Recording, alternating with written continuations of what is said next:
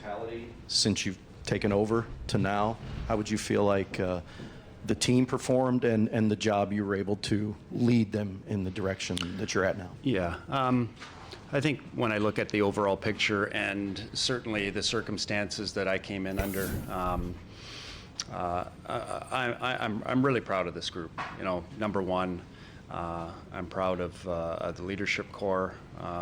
You know, Shanner, Falker, Robbie, Perry, and how they welcomed me.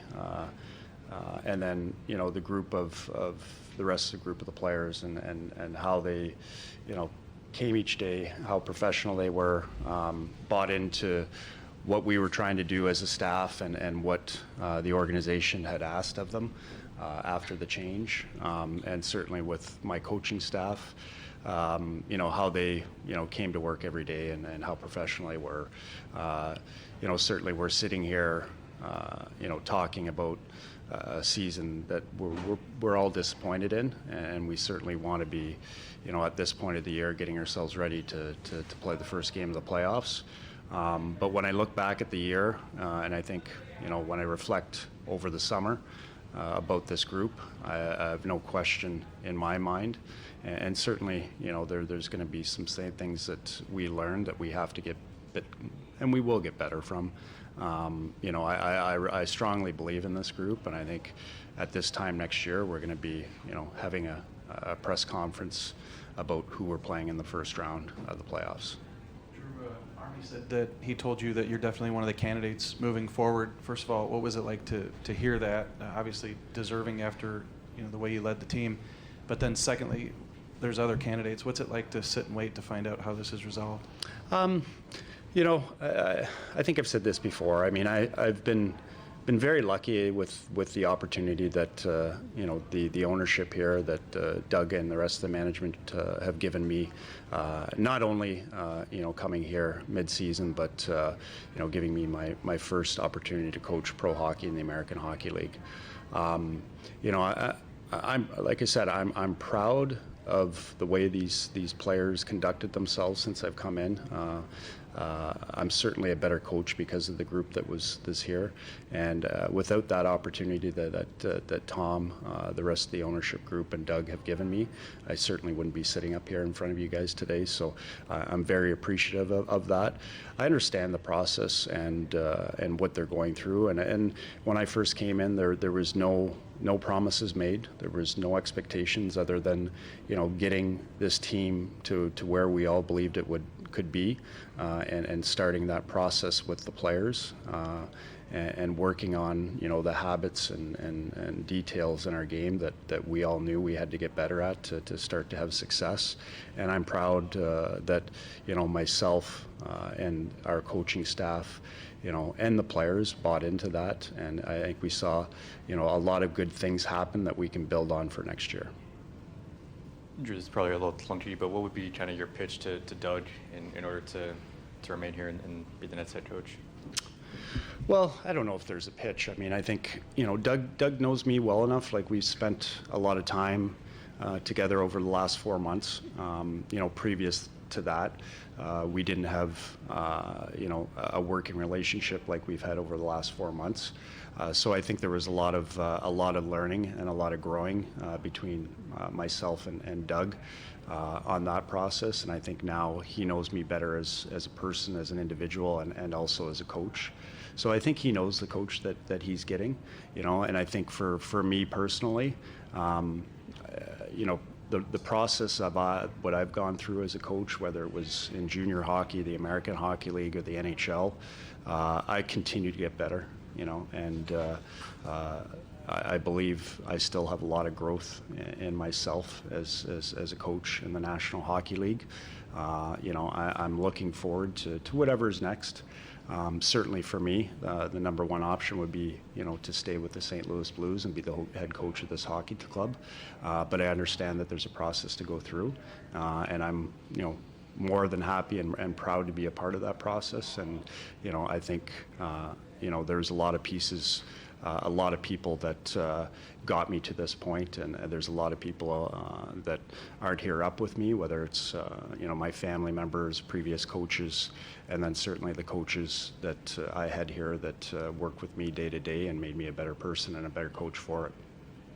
Ideally for you, it would have been best if he would have came in and said, "You're the guy. The job is yours," obviously. But when you say no promises were made, were you comfortable with that situation? Yeah, of course. And I think, there's never a perfect situation, I think, when you're a coach. And I think for me, the situation that I came into was tough. There's no question about that. That was a tough situation.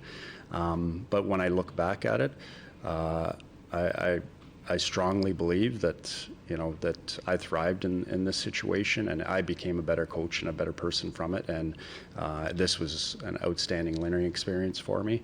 And moving forward, I'm going to be able to take a lot of positives from this experience that I've gone through with this hockey club and this organization, and move forward. And I'm looking forward to the next challenge. Just on the player side of things, what kind of progress did you see from Jordan Kyrou in different areas of his game?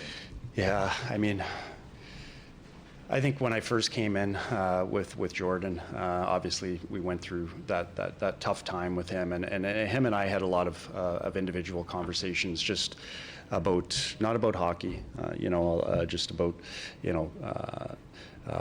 life in itself, and just man-to-man conversations about how we're going to get through this together, and as a team, as an individual, and that I was here to support him through that. And then certainly looking at parts of his game. The one thing, I'm proud of a lot of the players, all of the players on our team this year, but Jordan, really, when you look at the last month, and playing those meaningful games and how well he played, we moved him around the lineup a bit, and we found a spot with him with Bucci and Sauter, and I'm proud of the way that he played, and I was really excited about how he played in these last month to 6 weeks, where it was really meaningful games, and I'm excited for Jordan moving forward. Like he is going to be a key part of this team's success moving forward, and I think he's still got a lot to give. Drew, in all the times that you talked to us, you always felt like you were a proponent. We're fighting for the playoffs. Yep. We're going to battle for it. And you made it to game number 80. So ultimately, in your eyes, we're sitting in this situation. Why do you feel like you fell short then? Well, I think I'm sure whether it's the players or Doug touched on it, I think when you look back at the game, and I think there's probably a handful of games when you look back, obviously the game against Columbus, the 2 games against San Jose, there's 6 points there that would possibly make a difference. We don't know. But I think the inconsistencies in our play, and again, I go back to what I had said before. Those are learning lessons that we can reflect on this summer, that certainly, and whenever those come up, I mean, they came up while I was here, but I think it goes to show you how difficult this league is, and how unforgiving it is, and how important games are, regardless of what time they are in the season, whether it's in October or November or March, April. They're all extremely important, and those points matter. And I think as a group, I think we're going to become better for it, going through those process and understanding and identifying those games that we have to be better in.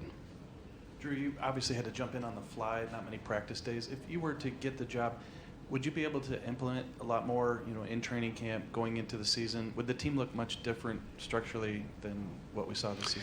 Yeah, no question. I think for myself, I've already, over the last 2 weeks have been identifying things that we have to get better in structurally within our team, and I think any coach should be doing that regardless of their situation, and like we've touched on, I don't know what my situation is, but right now, leaving here today, I'm still the head coach of the St. Louis Blues, and it's my mandate to continue that process of getting myself ready and prepared, and getting my staff members prepared for next season until we know otherwise, obviously. So I think most definitely when you ask me would there be changes systematically, we would make changes. Would they be massive changes. I don't believe they'd be massive changes, but we've identified certainly some things in our game that we have to get better at structurally. And I think, habit-wise, we can continue to build on our habits and our details in our game, certainly away from the puck. We saw some growth in it, but I still think there's a lot of work to be done and a lot of growth in our game in that aspect. Robert Thomas, where do you think he's at in his evolution as a number one center?